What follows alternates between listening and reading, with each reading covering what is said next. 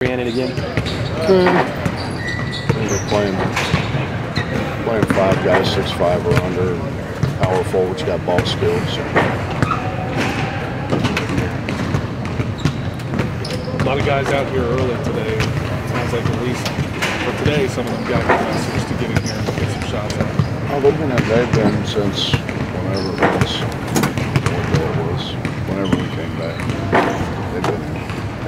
Have you noticed any different in practice as a result? More shots going in? We were making shots in practice. We shot it really well yesterday.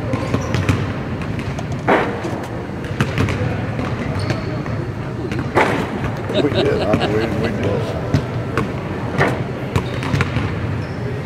I mean, well, comparatively. Well, for some.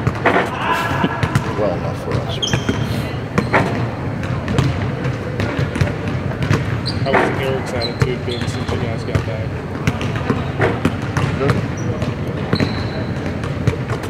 Really good 2 days ago. He was all right yesterday.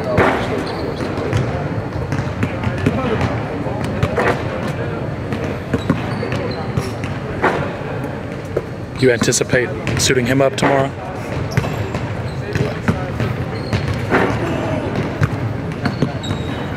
Bob, sometimes these notes that they go change perspective starting lives and those things in there. And you mentioned maybe smaller was better. Is that a maneuver? Or is that just we haven't figured out what we're doing 100% yet, so I wouldn't say that that's etched in stone. We'll have to see.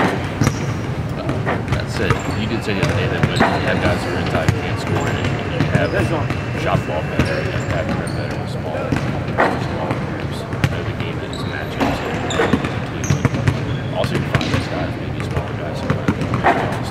Is that, I don't know, where is that right now? It's not always your 5 best guys, so, it's the 5 guys that play the best together. It's not the 5 best guys. And sometimes that varies as to how people play. Casey Mitchell was a junior. He played a whole lot more against zones than he did against man.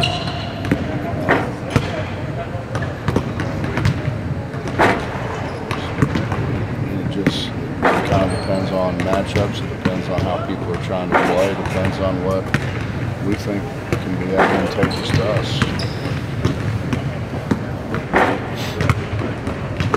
We still got to work on. We haven't given up on anybody. We're still working on our inside guys. We got to shoot the ball better. We go through self-imposed droughts. They're self-inflicted. They're not. We had shots. We started the second half with 1 foot. We figured probably might make that one, but we didn't. And that's what happens. We go on those droughts. They're self-imposed. Duquesne game, we missed 2 1-footers, a 12-footer, and 2 front ends. We're probably not going to win. But that's not. We got shots. Didn't make them. Your best 5. You got 3. You got 4 of that best 5. 2. Depends on the day. I think eventually the healthy thing's going to be it is competitive. It's more competitive than it's ever been. That doesn't. Before, really, we had guys that were a good bit better. Some today, which one's playing? He's played pretty well, Bob. And not just, he's our best perimeter shooter, I think, but he's also played pretty well. He's rebounded the ball offensively for us. He's gotten better defensively. I think he's been probably from the beginning until now. He's probably more than anybody else. Here and Aaron knows pretty well. Much of the fact that he's made himself a factor. Those two guys in particular, you had talked about guys taking chances and not really taking advantage of them to claim a job. If those two guys really done what they can at this point to kind of claim jobs, I'd say they've improved the most. I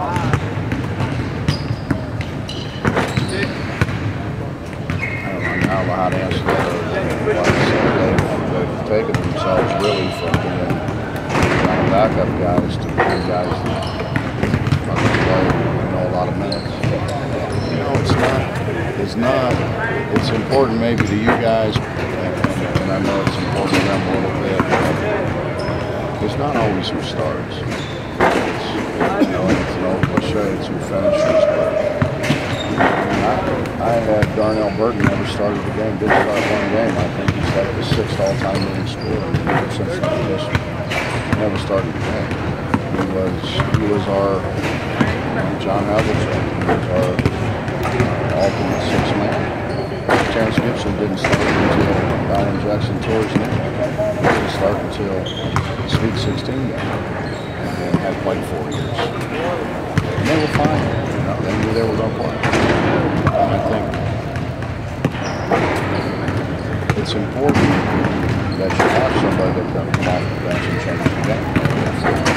Implement whatever it is.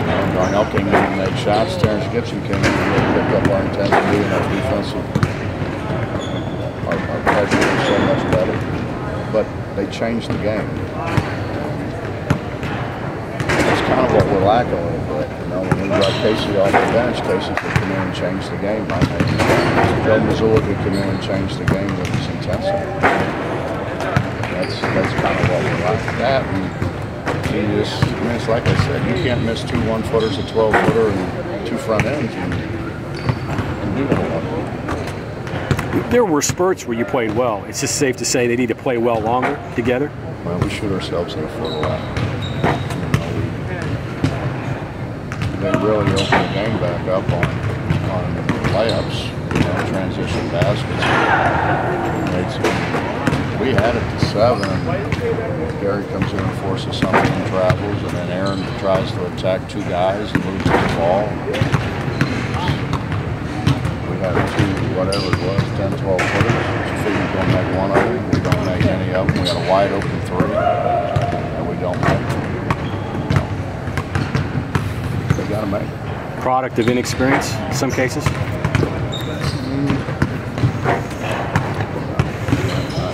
Honestly, I think if you played 30-some games like those guys did a year ago, you should have a good deal of experience. And I think experience playing in a whole lot tougher environment than what they played in at Saul.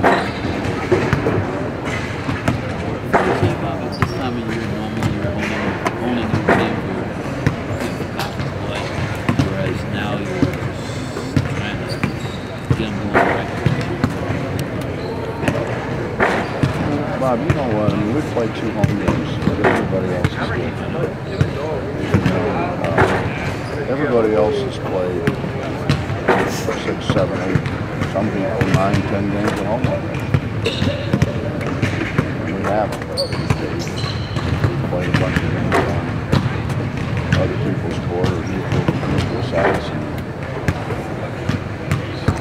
We've got a stretch now where we can play some at home where hopefully we can get some. Out of curiosity, you played against Boeheim, you coached against him. How hard is it to get 900 wins and stay there and do what he's done? Got to be really old.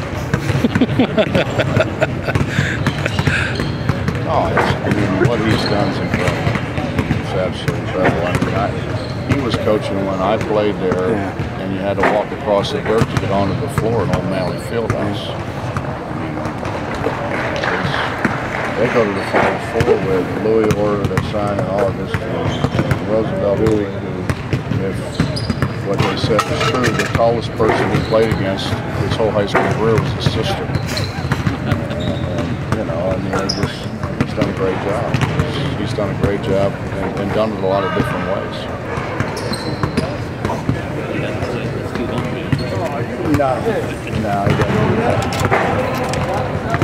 You guys pressed a little bit. I know you were down, so probably for that reason. But how do you feel about that? I don't know. mix it up like a zone every now and then, or is that only when you're trailing and you need to hurry up? Well, we've been trying to get to that. You know, Mike, it's just when it's like I was hoping we weren't in a survival mode now, you know, where we could do some things. But